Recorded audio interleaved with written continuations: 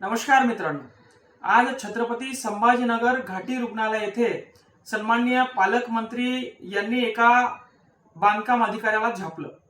कारण असं होतं की 14 कोटी रुपयाची घाटीची दुरुस्तीची प्रमा 3 वर्षापूर्वी दिली होती, मात्र अजून देखील दुरुस्ती झाली नाही।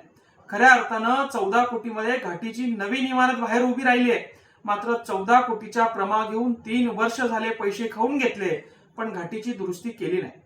हे बांधकाम अधिकारी तेच आहे ज्यांनी आम्ही अटक असताना सीपी साहेबांना फोन करून सांगितला की यांच्यावर अजून काही गुन्हे दाखल करण्यात येते का बघा आणि यांना 14 दिवसाची न्यायालयीन कोठडी कशी येईल हे बघा।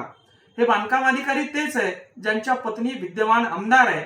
हे बांधकाम अधिकारी तेच आहे ज्यांनी आपल्या शेतीतून समृद्धी महामार्ग जाणार आहे म्हणून 1500 कोटीची जमीन घेऊन ठेवली आहे आणि त्याचे 15,000 कोटी करण्याचा यांचा मनसूब आहे।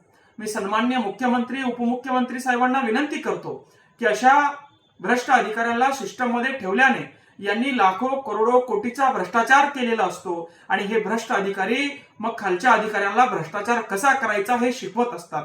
खऱ्या अर्थानं ही भ्रष्टाचाराला लागलेली कीड आहे।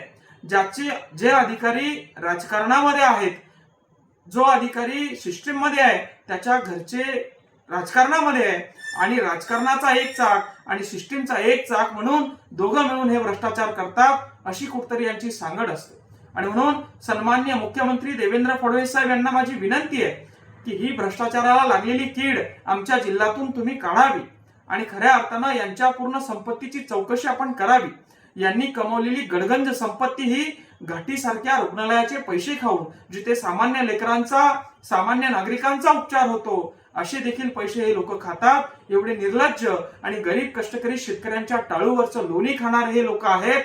आणि जेव्हा एखादा सामान्य मुलगा आवाज उचलतो तर त्याचा आवाज कसा दाबायचा, त्याच्यासाठी आरडीसी यांना 10 लाख रुपये देणे असेल किंवा कुठलं डिपार्टमेंट मॅनेज करणं असेल, हे सगळं या अधिकाऱ्यांना जमतं। यांची चौकशी करून यांनी कमवलेली संपत्ती याची चौकशी करून यांच्यावर कारवाई करण्यात यावी, अशी मी सन्माननीय मुख्यमंत्री महोदयांना उपमुख्यमंत्री महोदयांना विनंती करतो। धन्यवाद।